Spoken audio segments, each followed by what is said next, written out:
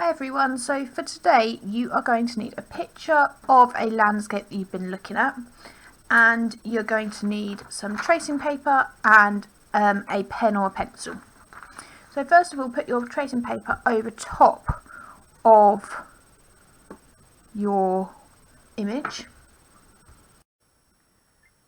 So using your pen or your pencil, you need to then start tracing out the key features of the landscape that you are looking at. Now you can use something like a window if you're struggling to see the shapes, but effectively you are drawing out as many of the features as you can see as possible, but we're doing quite a simplified version as you're going to be going over these lines on the sewing machine, so don't make it too complicated, don't draw in too many details or else you're not going to be able to get that level of detail on the sewing machine.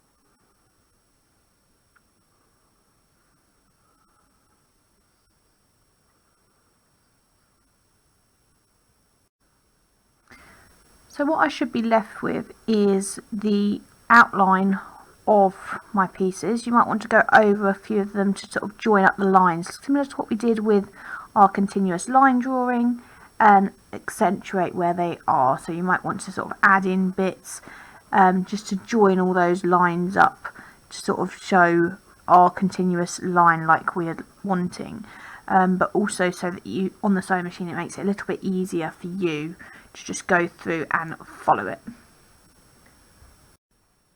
So the next thing you will need to do is you will need to set your sewing machine up with black thread and a black bobbin, and effectively what you're doing is you're putting your piece of paper into the sewing machine, putting the presser foot down as we normally do for normal sewing, and we're then going to effectively just follow the lines that we've created here to create ourselves a continuous line sewn landscape.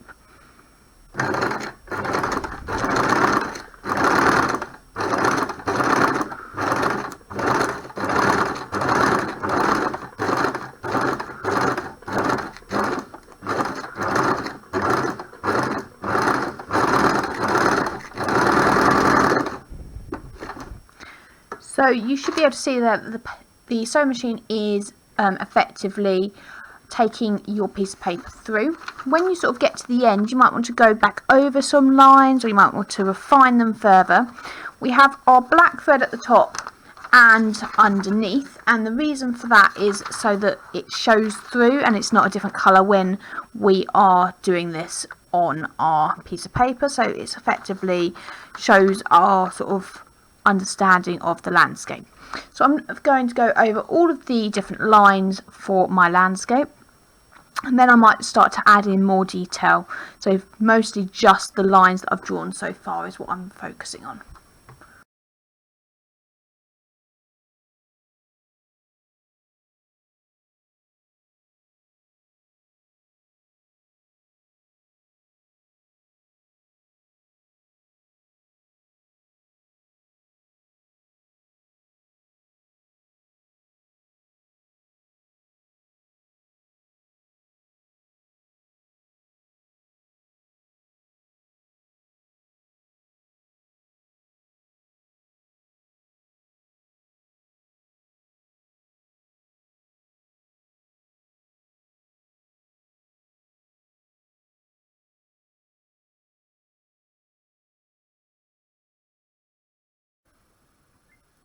When you've stitched over your landscape, you can then start thinking about adding in detail and colour. So you can do this in any medium you want to.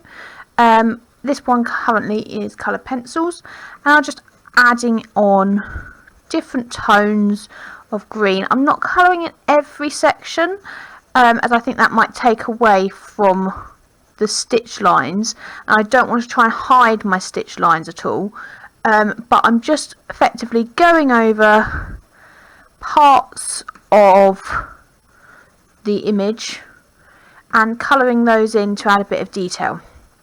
Now, we could also do that in a variety of different methods. So you could use things like felt pens.